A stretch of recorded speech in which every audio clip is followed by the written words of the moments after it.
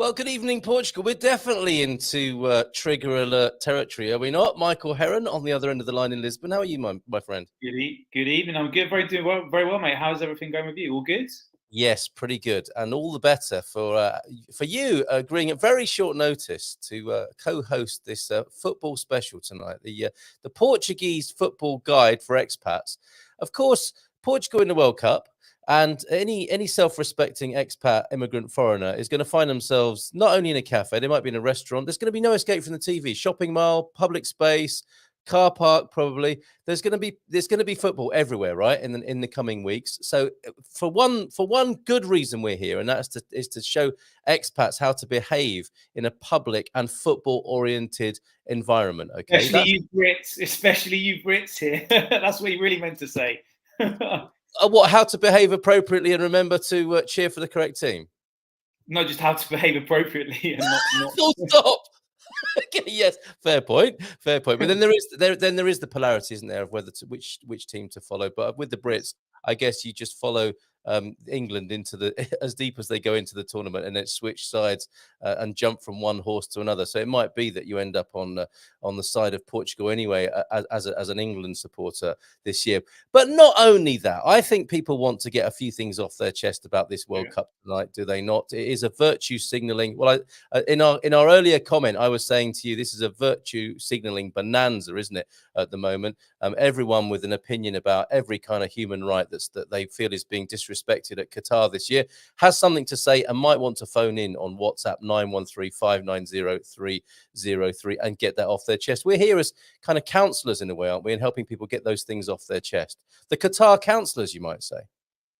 I mean, I wouldn't call us that, but yeah, that's one way of putting it. But do you know what? It's interesting because we've spoken a lot before about the potential reasons for this World Cup in Qatar to be seen as being a bit controversial. But nearly every World Cup has been surrounded by some kind of controversy in the past. It happened with South Africa in 2010 because of the extreme poverty. You can even go as far back as when Argentina hosted the World Cup in '78. You had a dictatorship, and there were a lot of journalists at the time who were told not to travel. Obviously, they didn't listen. But we've always had kind of like a history of this, and for some reason, it's because people care so much about it, because it's such a big global event. I mean, there's no bigger event that's seen, in the world in terms of the viewing figures and the television, figures. So that's why it's so talked about, and we're piggybacking on that now. So fantastic. Yeah, for sure. Okay, and did you see Joe Lissette? Is that the name of the comedian who has issued David Beckham with a challenge? No, but I'm presuming he's taking the mick out of him for taking all the Qatari money, right? For doing all the work. Now, correct me, people who are watching, if I've got this wrong, but Joe Lissette, and we might be able to play the video, actually. I saw it on Twitter this afternoon. He had 10,000 in cash that he is going to donate to charities that are to do with challenging homophobia in football. 10 grand, which will go towards those charities if David Beckham gives back his sponsorship money, which I think is quite a lot more. Chance of that happening. Well, I agree with you. There is a fat chance of that. But he will shred it if David Beckham doesn't do that, which seems strange to me. I mean, either way, maybe he could give the money to those charities. But he has issued a very strong and stark challenge to David Beckham. And I think you can find out more about that on the website Benders Like Beckham. Which is in its own way an excellent joke, Joe. Well done. So yeah, the challenge is there from that point of view, and I'm sure people will have lots to say about the Qatari hosting for this particular.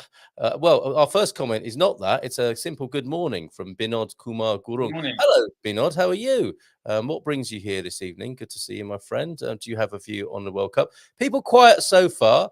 I think we might be joined by the likes of Frank, maybe Owen as well, Man United and Man City supporters respectively.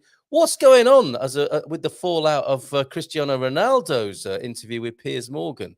An entitled footballer meets a rather loathsome interview. What was your take on that? Well, I've thought about it a lot, and I don't want to necessarily go into the morality aspect of it, because I think that's already been well covered in the mainstream media. I kind of wanted to maybe bring a fresh view and look at it from the mentality of someone that is Portuguese, or the mentality of a young boy who grew up in Madeira and then had all this success that he worked extremely hard for. And I think whilst it's dangerous to generalize the making and psyche of a particular nationality or country or group of people from one country, I think it might be interesting to just look at a few aspects that you can kind of drill down based on his personality. I mean, I'll be honest, the first thing I thought, and this is because, as you know, I do work as a journalist as well, the first thing I thought was, well done, Piers Morgan, for getting an amazing, scoop on getting the interview for a start, because, it's incredible that he got that interview. But then obviously, if you look at it objectively and you look at it from Ronaldo's point of view, the fact that he chose someone like Piers Morgan to do this interview only tells me one thing, that the guy is extremely angry. I don't know if I can swear. Can I swear on this a little bit or no? Oh, we're after the watershed somewhere. Go on, let's see what happens. He's pissed off. That's kind of like my feeling. That's not too bad.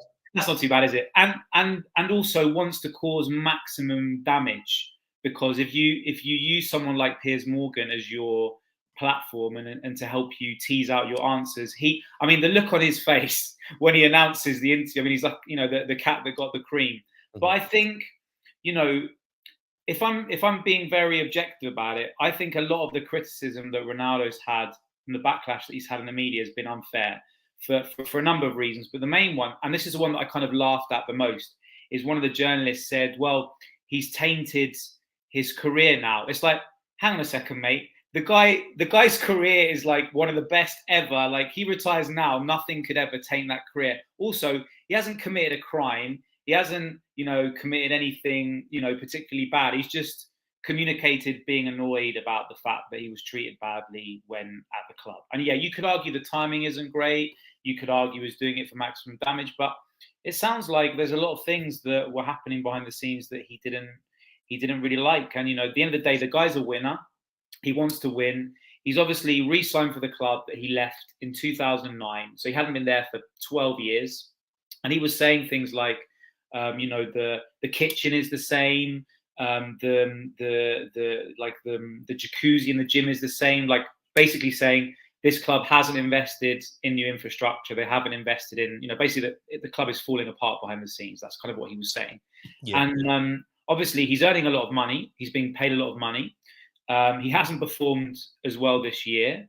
And we won't unpack the whole interview because people can go on YouTube and watch it themselves. But yeah, my initial feeling was, well, it shows you how angry it is. It also shows you, I can be a bit cheeky with this, the Portuguese mentality can be a little bit like very polite. But if they feel like they've been offended or misrepresented or there's been an injustice, they're very angry about it, like we all are. But it's an especially Portuguese part of the character, very proud. If someone messes with you, they wanna like they can't control it. They really wanna like kind of like respond to that. So, and I respect that, So my view is kind of like, well, okay, you could argue, one way or the other, but probably my feeling is, well, fair play, mate. Well, well done for having the balls to say what you think. Like, so many footballers just don't say what they really think, and this guy is the best footballer probably that's ever lived in terms of what he's achieved, in terms of trophies. So he wants to say the club he's playing for is a shambles and they treat him badly, then why not? I mean, obviously he wants to leave. That's clearly the takeaway I have from it, that he wants to leave the club. And probably my guess is he'll end up at Sporting. That's what I think. I think he'll end up back at Sporting. Well, I'd love to explore that with you, what the speculation is about which team he might end up in. I know that Francis from Cape Town, who joins us on the morning show, would love to see him back in the country. And it would be a fitting end to his career, wouldn't it, to come home, as it were? Well, that would be Madeira, strictly speaking, but certainly to be in Portugal playing football. Yeah, he was, he played for Sporting from the age of 12. So he was there like from 12 to 17, 5 years. So yeah, I mean, it was kind of coming home in a way. But yeah, he's not going to go and play for a club in Madeira. I wouldn't have thought. No, but this thing about a wrong being righted and saving face in public as possibly a Portuguese national character trait. What wrong exactly then is he putting right by doing this interview? Well, he says that the club have mistreated him. So basically, he was late back to report for training over the summer, after the summer break, and there was a lot of speculation about why. It turned out, and there was a reason why he'd kept it private, and the club had kept it private, because he had twins, and his twin son tragically died. So it was obviously, a horrendous thing for him to have to go through, and so he was late back for training.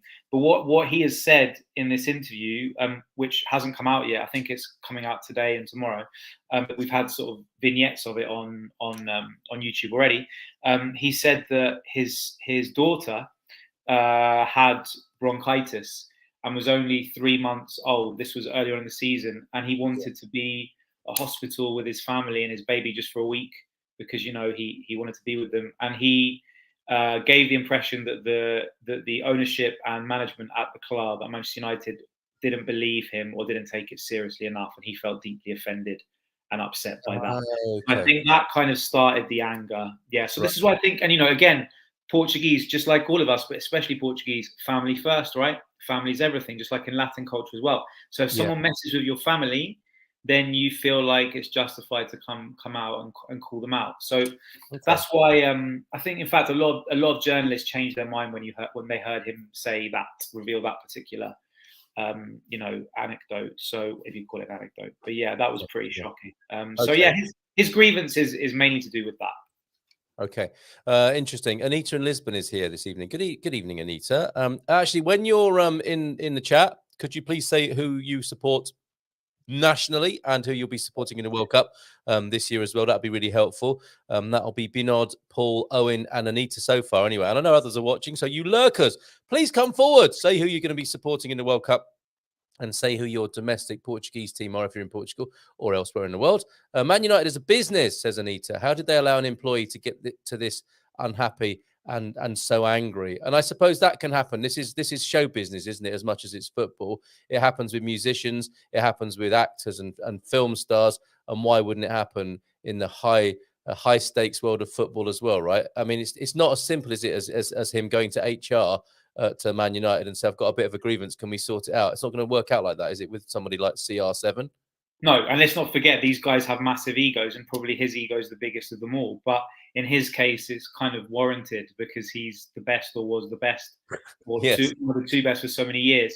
But yeah, you're right. It's a good point. That is where Manchester United isn't like a business, simply because the commodity of the footballers, and nobody has a bigger ego than footballers, probably. So you could argue that, to keep a group of young men who are very wealthy and think they're the best thing since sliced bread can't be an easy job.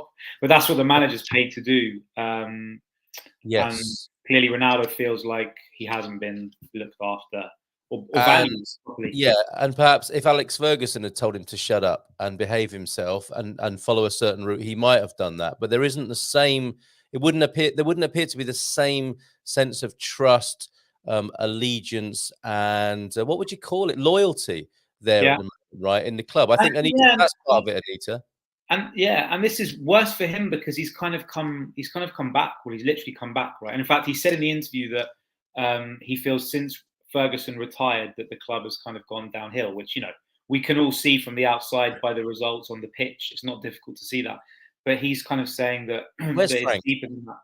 Yes, Frank might have something to say about that particular aspect, and I'd like your view on the Glazers as well, because I mean that's nothing new either, is it? The relationship between the owners and the fans, and now the footballers, by the sound of it. But I'm here, says Owen, and he may well join us on the screen a little bit later on after you've had a chance to explain a few things to us, Michael.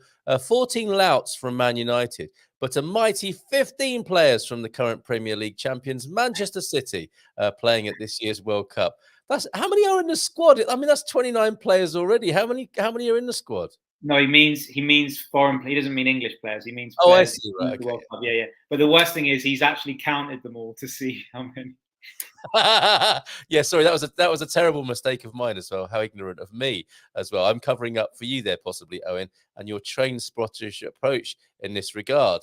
Thank you, Anita. We know that Owen, you support Man City, obviously.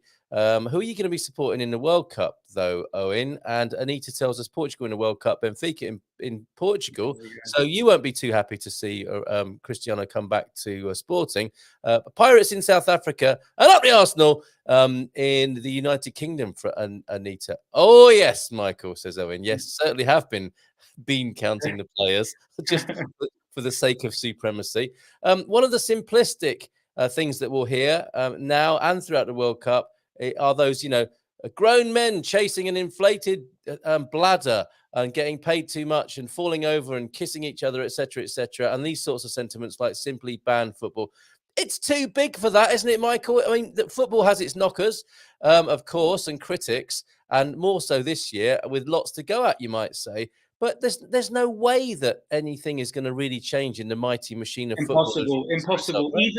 Even if Qatar had been deemed unsuitable, because this happened in many people might not know this, but in 1986 the World Cup was in Mexico, but it was meant to be in Colombia, but it got changed because of the problems with Escobar and the narco regime in Colombia and all the violence and whatnot. So it was moved to Mexico.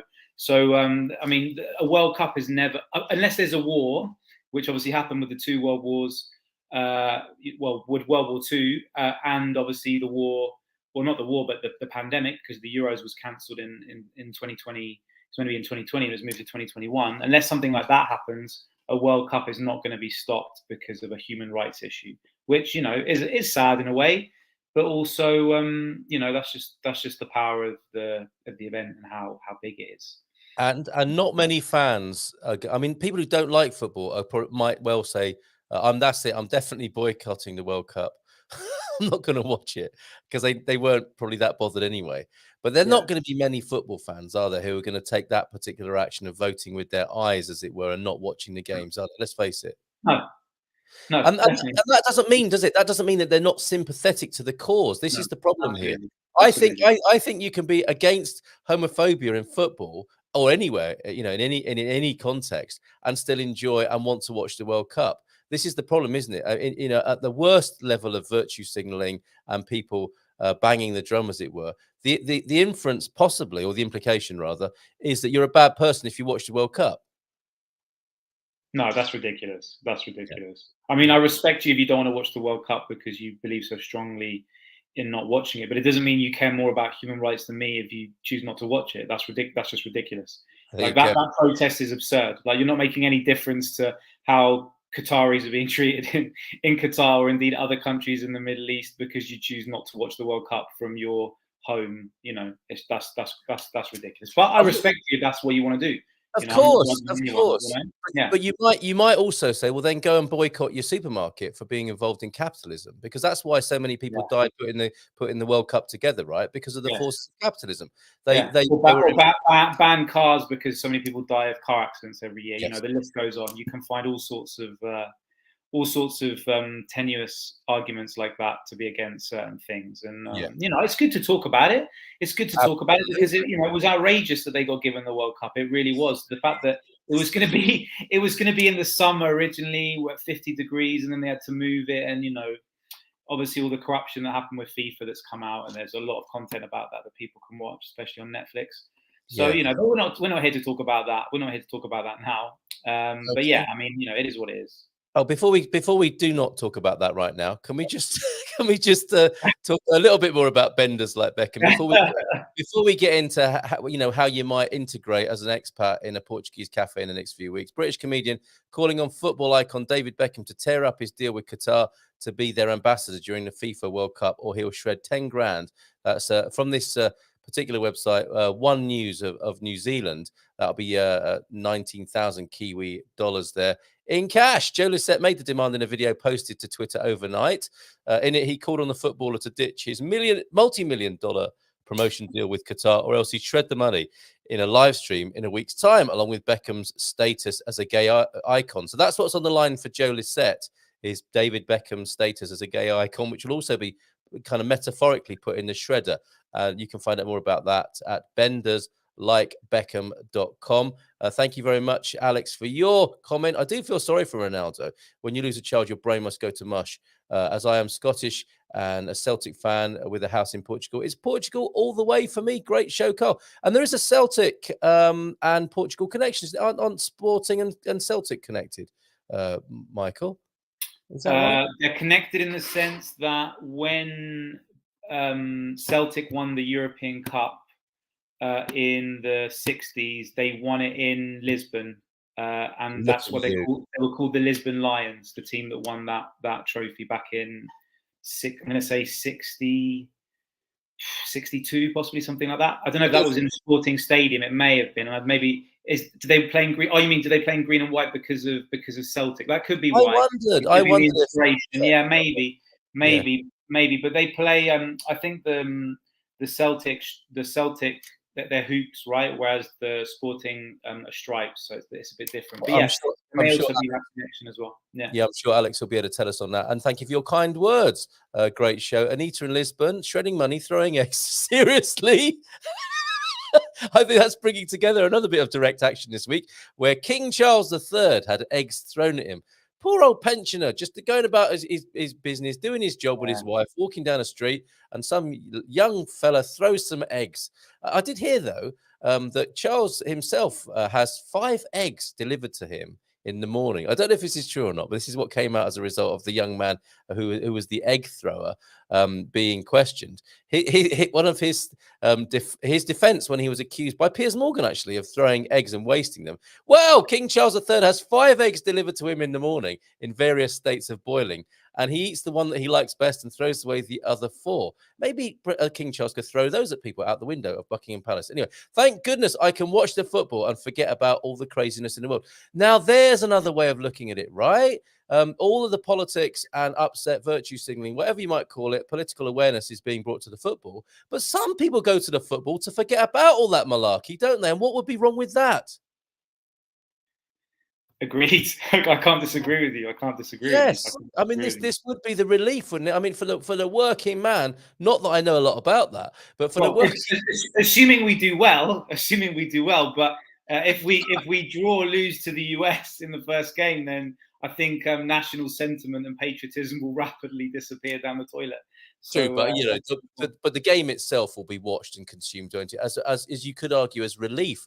I was about to say, in my idealization of the working classes of Great Britain, Friday night might be going to the pub, Saturday might be going to the football, Saturday night might be down the club, the nightclub, and Sundays when you have a hangover and maybe play football with the kids or watch the kids playing football, and then back to work on Monday. I don't think the world's like that anymore, but you get the point. Football was a release and a relief from politics and the concerns of every day, wasn't it? And your worries, and you went to let off steam there. What happened to that?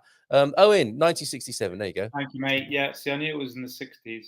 And Alex says 1967. I mean, I wasn't expecting you to come up with a date for that. So fair play to you. And it was in the Estadio Nacional, which is now derelict, unfortunately. Yeah. Wow. The National Stadium is derelict. That's a wasted opportunity for a museum, isn't it, Michael? Well, I mean, there's a lot of stadiums that they had to tear down, True. right? Back in the day. Since the Euros, we've got a few stadiums here, haven't you? Or stadia. Joe Lisette is funny as hell, says, "Hey, Carl H. Check out his parking ticket story on YouTube." Well, we'll have to favourite or bookmark that and come back to it. Okay, fitting in Portugal. People are going to be watching this, getting after all of our political, semi-political talk there, human rights awareness and so on, and wanting to know how to behave as a foreigner, as an expat, as an immigrant in your local cafe when the football's on. Michael, what's the best thing to do on entry? Certainly not stand in front of the screen and talk loudly. Yeah, I mean, look, the etiquette. I think this is a global thing, right? I mean, I think what annoys a football fan more than anything is an average punter coming into a pub, not realizing the football's on, and then not watching it and not being part of the whole atmosphere. So I think, if you don't want to watch football, actively avoid going to pubs or bars when Portugal are playing, because there'll only be 3 games until the knockout stages. The first one's on Thursday the 21st at, I think, 4 o'clock against Ghana. So if you don't want to watch it, don't go to a bar or a cafe at that time because it'll be on. But I think, in a way it's a shame because when the World Cups are in the summer, when it's usually on, then there's a lot of screens that go up, especially in Lisbon and Porto, but especially in Lisbon, all the kiosks have screens. Yeah. So a lot of people watch it there now because it's colder. It's interesting. I mean, there's not that many pubs in Lisbon. That's the thing. So you've got a lot of the old man cafes and things, but it's not really old man cafes. Yeah. That's what I call them. That's true. They are. I mean, you go in there, and it's people like you and older, basically. I'm kidding. Thank you. No, I'm going to the middle-aged guys' petrol station. That's another thing. There you go. There you go. There you go. See, so I mean, I prefer to watch. I prefer to watch it at home. I prefer to watch it at home Do you? personally. Yeah, I prefer to watch it at home. Have people over. But if I'm going to the pub, I mean, I'd find like an Irish pub or an English pub in Lisbon or Porto if I was going to want to watch it properly. Okay. I wouldn't go to a cafe maybe, but I don't know. I could be wrong. If anyone's Portuguese here and has any other recommendation of where to watch a Portuguese World Cup match next week, let me know. Okay, Andy Klein likes the sound of the Old Man Cafe. We'll try a number of venues, maybe in the earlier matches. We'll go to an Old Man Cafe. Yeah. We'll go to Tudor's Bar in San Martino de Porto, the local legend, the Welsh bar. That's going to be. Oh yeah, you told me about that. You told me You about might that. have to come for one night and stay over. Get the jump on a coach. You'll be here in an hour. Or at Caldash. I'll pick you up from Caldash. We'll go to Tudor's, and then you can nurse your hangover on the way back in the bus the day after. But we'll have a lot of fun at. It's not really an old. Well, it's a bit of an old Giffer cafe, I suppose. It's a community cafe. Do you know why? Do you know why I said Old Man Cafe? It's a bit. It's not necessarily being ageist. It's because like back in the day, especially in London, like we'd say like, oh, let's go to the old man's pub because it would be the pub that would be a little bit more edgy, and it would be like where elderly gentlemen would go to have, like their half pint at 11 when the pub opened. It was just quiet and just nice. Yeah. So I didn't mean to marginalise any of the demographic in your audience. Too late. It's done. It's done. Damage is done. Talking of old men, no, not really, Paul. I think it's a shame. I mean, he's not an old man, but he's sounding like one here, isn't he? I think it's a shame that all the energy football crowds show when watching a match could be not put to better use. Now, if there was a way of harnessing that energy, and so you didn't have to have African kids digging lithium out the ground, I'd be all for it as well, Paul. But they haven't found a way to do that. Has Elon Musk found a way of harnessing the energy of football crowds yet? Don't think so. I think Paul needs to have a drink, mate. I think he needs to have a drink. He doesn't. He's got a bit of beef. He's probably a rugby man, right? This is often the way, isn't it? That the men with odd-shaped balls at this time of the egg chasers. Yes, they are. They can be a little bit beefy about the football and the upcoming football, and say these sorts of things. Come on, Paul. It's just people having a good time, isn't it? And enjoying themselves in a strange way, admittedly. And the worst thing about football, of course, is somebody's got to lose. So half of that crowd, or a part of that crowd, the losing fans are going to go home upset and disappointed and emotional. But it's all part of the fun in a funny sort of way. I love watching football in a Portuguese drinking establishment. That's another way of putting it. Old man cafe, maybe, is what he means. Manchester City games have played a lot. Yes, I should have said that was the more diplomatic answer. That's what I should have said. Portuguese drinking establishment. PDE, yes, due to the fact. No, I'm with you. I'm definitely. I got no problem with that, and I don't think the old men in the cafe would have a problem with that either. And in many ways, they'd welcome you. Due to the fact of the Portuguese player in the Man City teams, of course. There you go. And I find it interesting when you go into a bar, the football enthusiast watching the match always seems to know. Yeah, he's definitely a rugby man. Our Paul's definitely a rugby man. He is, isn't he? He's not got a good word to say. And we would like to hear that from you, Paul, this evening. Do you have a good word? Please confirm or deny. Yeah. Yes. Yeah. Okay. So you go into the what did Owen call it? The Portuguese drinking establishment. You don't stand in front of the telly. You don't have a loud conversation. You get into the spirit of things. Now, what do you think we might be eating and drinking on this occasion, Michael? What would be your suggestion? Be drinking beer for sure, and you'd probably be having some kind of like petisco or snack. Yes, tremoções, maybe. Yeah, or some croquettes, maybe, or just some crisps or some chips, or yeah. I mean, it's 4 o'clock. 4 o'clock is lunch time, right? So that's when people tend to have like a snack between lunch and dinner. Could be a sandwich or a tosta or something, or like even like a bifana maybe. There might be 7 bifanas if the football's on. Yes. Yeah, bifana and a sagres or a super bock maybe. Yeah. So yeah, that's probably what the vibe will be. It's an annoying time if you've got kids though, because it's right on like pickup time. So well, tell me about this. This is what Tudor and I were trying to work out. We were trying to look it up, but to be honest, I'd had a couple of Guinnesses and maybe a Welsh whiskey, and we weren't that efficient in our searching with Google. What's the match schedule looking like? When's it going to start? And are you saying most of the matches are going to be played at school picking up time? Well, so basically, the games are either going to be on at 10 in the morning, 1 in the afternoon, 4 in the afternoon, or 7 in the evening, typically. Well, that's not too bad, is it? It's not bad. It's good if it's good if you work from home like me, because I can just watch them all. But basically, the 4 o'clock one's a killer because if you have to pick the kids up that's literally the time I'd have to pick up my son from school. So Okay. I won't be able to watch that game unless his school shows it or they have a provision to pick Exactly. him up early. Yeah, Exactly. Yes. something like that maybe. If Portugal are playing matches at that time, I'm guessing the schools will change pickup times or have an after-school club or something like that, won't they? They'll get it with the It wouldn't program. surprise me if I received an email about it next week, to be honest, because Yeah. the law firm I worked for in Portugal many years ago, as you know, I remember that was the 2014 World Cup, Yeah. and they literally booked the auditorium for the match because it was like I think at 1 o'clock, the first Yeah. Portugal match, and half the company went down to watch it, and then they realised that because there was me and a couple of French guys as well, they had to show the England game and the France game as well. So it was really inclusive. It was really nice, and I think that's pretty common practice in Portugal. Like literally, if people can, unless there's like something really important, they will watch the game. Everyone will watch the game. All right.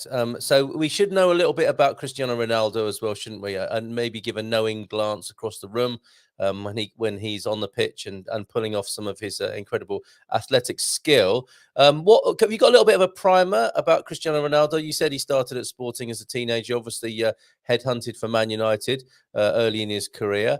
What else should we know about Cristiano Ronaldo? The fact that you would refer to him as Cristiano if you're a foreigner rather than Ronaldo or maybe CR7? What's the cool way and the insider's way of It's referring to the Cristiano. legend? Everyone calls him Cristiano. Everyone calls him Cristiano. Cristiano. Yeah, Yeah. yeah, yeah, definitely. Or Ronaldo as well. Like both.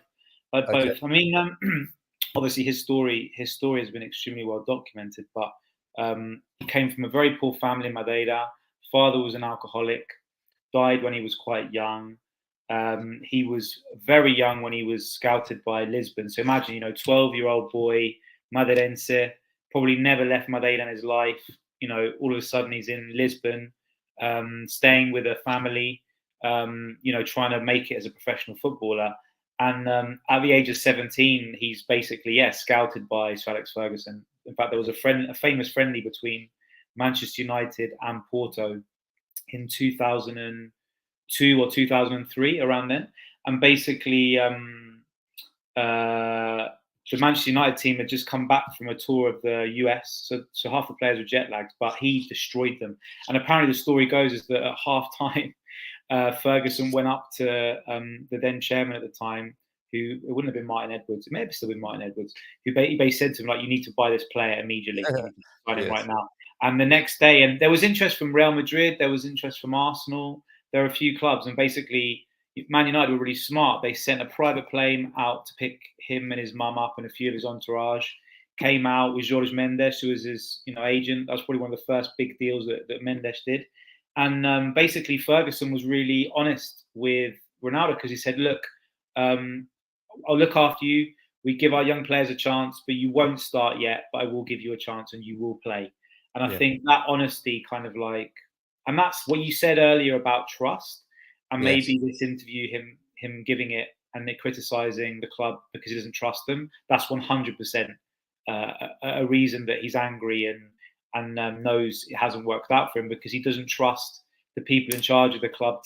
He feels like he was sold a false dream. So when he signed last year or re-signed last year, they're probably saying to him, yeah, we're going to invest in the team. We're going to build the team up with you. You're like the missing component, and we're gonna win with you back in the team. And it didn't really happen like that. And he scored about 25 goals last season. So for his part, he kind of delivered. And then this year, the thing with his baby, and then his daughter being ill, and it's been horrible for him. Imagine they'd been used to being in Madrid, then in Italy, and now reigning Manchester again. Probably difficult for the family to adapt. Meanwhile, he's building that massive mansion in Cascais, which is finished. That's why I know it's Lisbon. Like people saying to me, it's going to be Bayern Munich, it's going to be Paris Saint-Germain, it's going to be Inter Miami in Miami. It's like, no, it's not. He's building his gaff in and Lisbon. his kids have been enrolled into Portuguese school as well, haven't they? Well, and this is the other thing as well that the media doesn't talk about, and this shows you his ultimate reason and desire and ego. Well, this is what I think. He wants to play with his son. Because his son is very good. He's getting close to being of age to play in the first team of a professional club. Probably they think Sporting is the best chance, and then eventually the Portuguese national team. So that's why I don't think he's going to retire from playing for Portugal until he can play with his son, and then he'll retire. I think that's what a moment. And of course, Ferguson, then it sounds like was a father figure to him, and that's gone. And yeah, okay, interesting. Very 100%. interesting. Thank you for that backstory. A couple of comments, and then we'll find out who else to look at in the team and who to know about. Maybe, excuse me, bone up on a bit, swat up a bit. I watched the Portugal-France game in 2020 Euros last year at my local restaurant. Great atmosphere, lots of singing. I felt very patriotic. Even on a replay, by the sound of it, they're packing out the local. Hold on a minute, 2020 Euros. Because they moved it because of the pandemic. So it was last year. Yeah, it was last year. Thank you, Carl H, for that. So yeah, it will be a football quiz question in about 50 years' time. Why did the Euro 2020 get played in 2021? Okay, and we'll make a note of that then in that case. We'll definitely be in the Old Guys Cafe then. I watched the 1982 final in Rome outdoor on big screens. Look at that. Wow. That was in Madrid. That was at the Bernabeu. My grandfather went to that game. He always talked really about that. I mean, what a great thing to be able to say there, Anita. Thank you for joining us tonight. So yes, 10, 3, 4 and 7 seem to be the times. You had 1 o'clock as well, didn't you, Michael? So that's good to know that. 10, 1, 4 and 7 he means. Okay, and not staying up much in the night, which is great. And also to see how those players get on in the heat as well. It doesn't take much to wind you two up. It doesn't, Paul. It's a serious subject for us tonight when it comes to football. Cheers to you as well. I'm holding up a Sagres, who are not an official sponsor.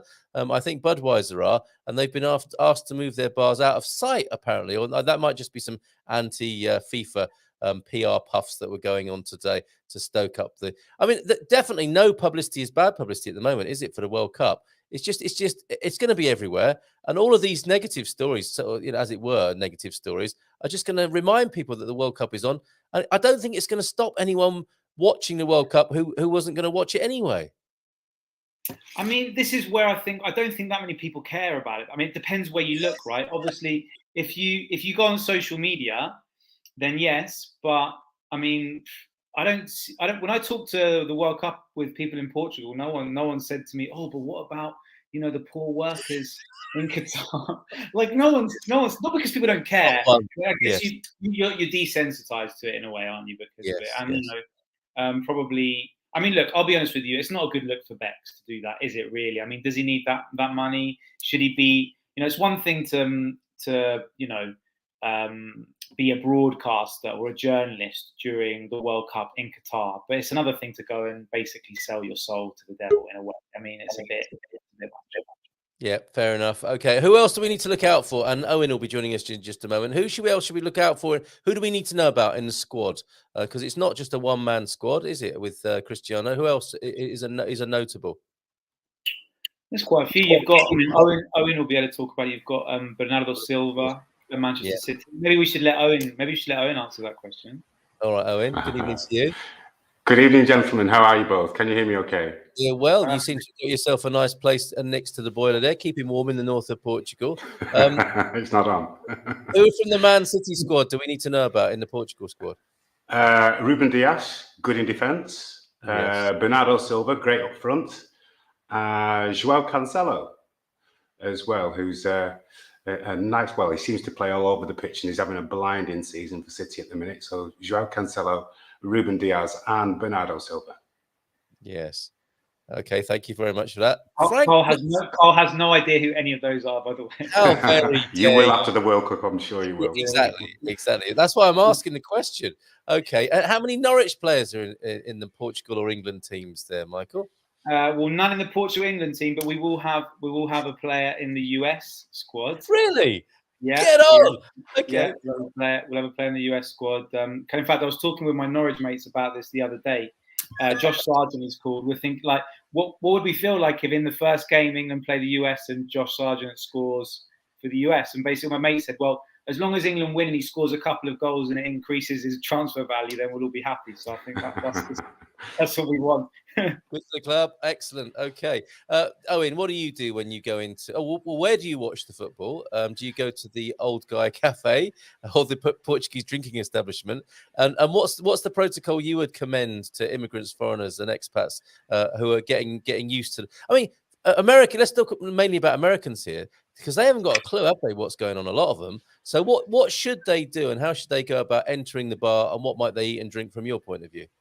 Well, the etiquette is just as Michael was saying, really. But I remember the first time when I first arrived in Portugal, it was actually pre-season. Manchester City was on a pre-season tour, and I was in, I can't remember where I was actually, Figueira da Foz.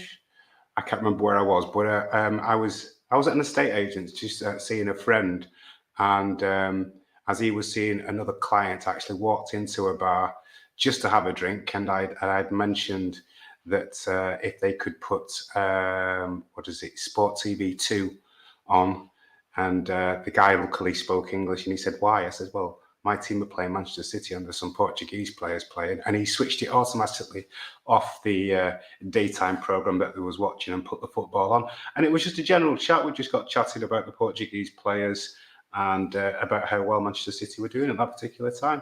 But just going back to you saying about the Americans, I've actually got a list here. I've been doing a bit of stat work here. So from America, we have, let's have a look. So from the MLS, the Major Soccer League, from Nashville SC, there's 2 players. Toronto FC, 3 players. That's Canada, actually. Seattle Sounders, 4. Los Angeles FC, 5. Montreal, 6.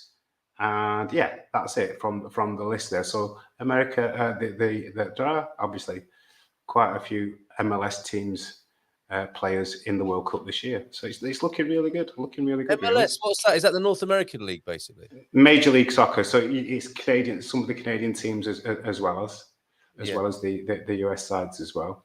Okay. So going back to my comment that I made earlier about the 14 Manchester United players going and 15, but Bayern Munich are leading with 16 players actually being represented in the World Cup this year as well. Okay. All right. Big question, because we're going to go to a Portugal club lock-in in a minute and have a bit of a chat behind the scenes with some of our Portugal club members. But before we go, who's going to win the World Cup? Let's start with you, Owen. What are England's chances as an Englishman? What are Portugal's chances? What? Well, England's chances. I think England should. The England guys should look to the ladies that won the European Championship just gone. That should be a spark of inspiration, because everything did go really well for the ladies there. And I'm going to say Portugal, purely because of the fact of I reckon it will be Cristiano Ronaldo's last chance for him to win a trophy, and the last trophy that they won was the Nations Cup, I believe. So I think it's Portugal's turn this time round, and I'm hoping it is, because it'll change the face of it'll elevate the sport of football even more so in Portugal. Can you imagine, Owen and Michael, if Portugal win the World Cup this year? Well, I was here for the Euros in 2016. That was unbelievable. I want to. If they get to the final, I probably want to go down to Porto.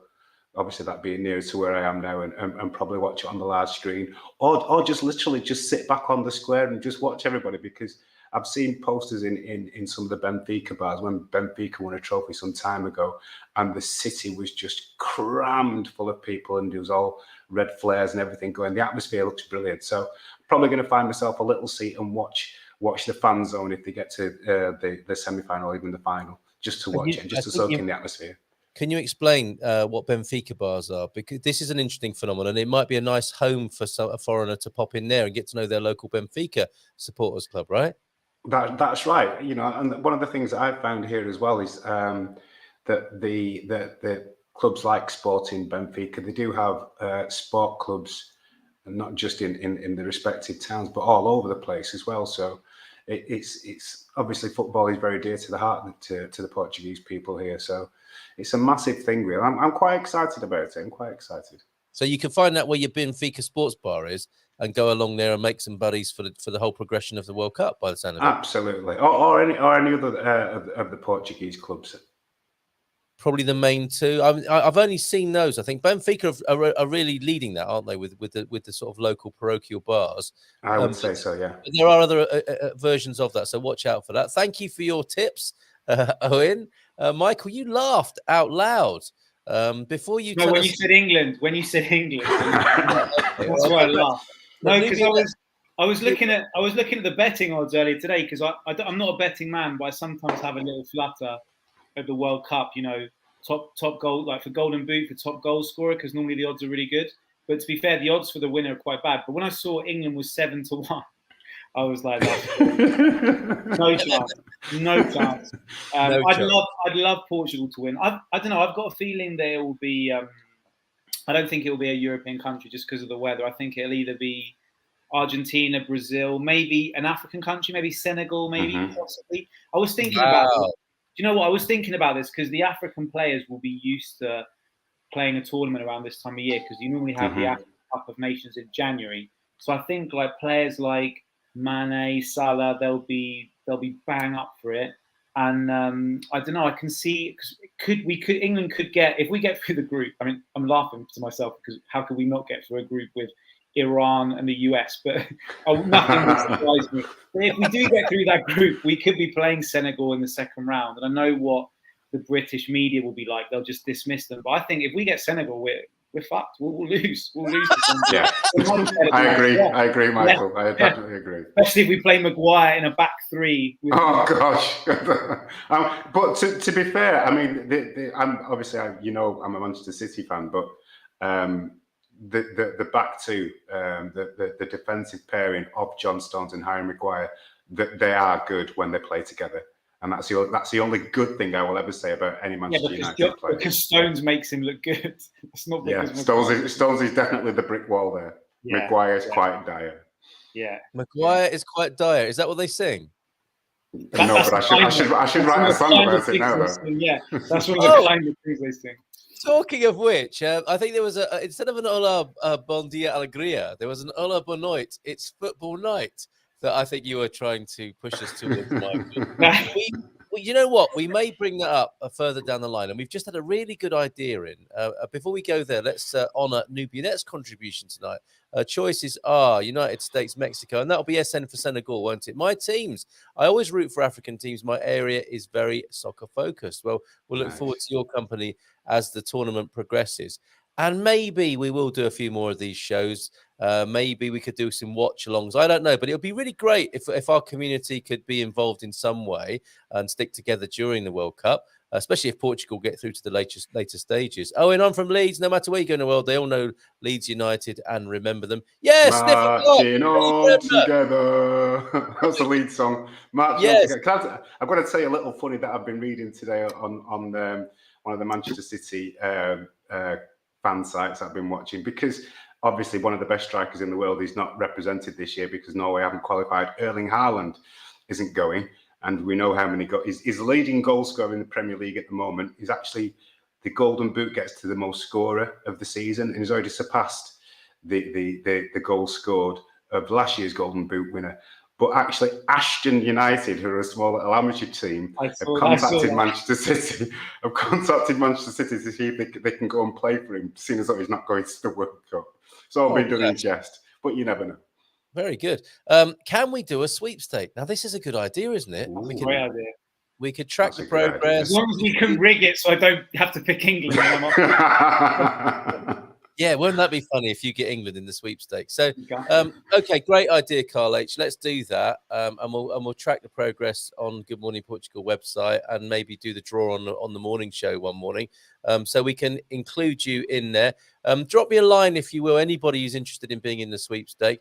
How would that traditionally work, Michael or Owen, on that? Michael Owen. Isn't that amazing that we've got Michael Owen on the screen here? There's a podcast in the making already. I mean, the best way to do it is you agree on how many people. I mean, you can have up to, how many teams are there in this World Cup? 64? Let me just tell you. 64, I think you're right there, yeah. Our stats man is on it as we talk. Statman Owen. We call him Statman Owen. I'm the Statman. That's his jingle. See, this shit writes itself already. Fantastic. I'll try and find it for you. All we need is Frank. I don't know what happened to Frank tonight. He was getting really excited about coming on and talking, I'm sure, about the Glazers, about Cristiano Ronaldo, and about the World Cup generally. And I think he must have fallen asleep with a bottle of Matches Rosé in his lap this evening, and he'll be really mad when he wakes up to discover that he's missed the show this evening. But anyway, another time, Frank. You're all up for it earlier on, but like a sighing and huffing lover, you peaked a bit too early, I think, there, my friend. He did. Well, Owen's getting there. It'll be around 64, I think. So basically, I think you're right at 64. Yeah. So basically, you get a number of people who want to sign up for it, right? And then typically you pay, a few euros each, maybe. I mean, we could even donate it to charity. We could find fair play. Right? And basically, you have two pots. So one pot is so you put out the first name. So the first name could be Carl, and then the first name out of the hat could be Brazil or Portugal, or whatever. And that's basically how you draw it by lots. Basically, it's just chance. Okay. And then if your team wins, you take all the pot, basically. But we could maybe do it so that whoever wins chooses which charity in Portugal they want to donate it to. Maybe we could do something like that. All right, and so ideally we'd have 64 gumpers or 32 with a couple of teams each. But anyone who's interested, please drop us a line on WhatsApp, 913-590-303. In fact, we'll start a little WhatsApp group for it, for our gumpers sweepstake, and we can have a little bit of banter between us as well in that group as we make our way through the tournament. Thank you, gentlemen. We're going to go to a Portugal club lock-in now, which is reserved for those folks on the lock-in. There are people who want to meet you this evening, Michael, and I think they might even already know you, Owen. So we'll call it a day there in anticipation of us meeting in the morning, Owen. 12 months of the Food Alchemist appearing on the Good Morning Portugal show. What better way to end the show this evening than my utter Nata video that I put together featuring Frank Sinatra, Nata King Cole, King Nata, Natalie Imbruglia, and Nata Scargill is in there somewhere as well. So check this out. Thank you, Michael. Thank you, Owen. We'll see you the other side. Nice one, guys.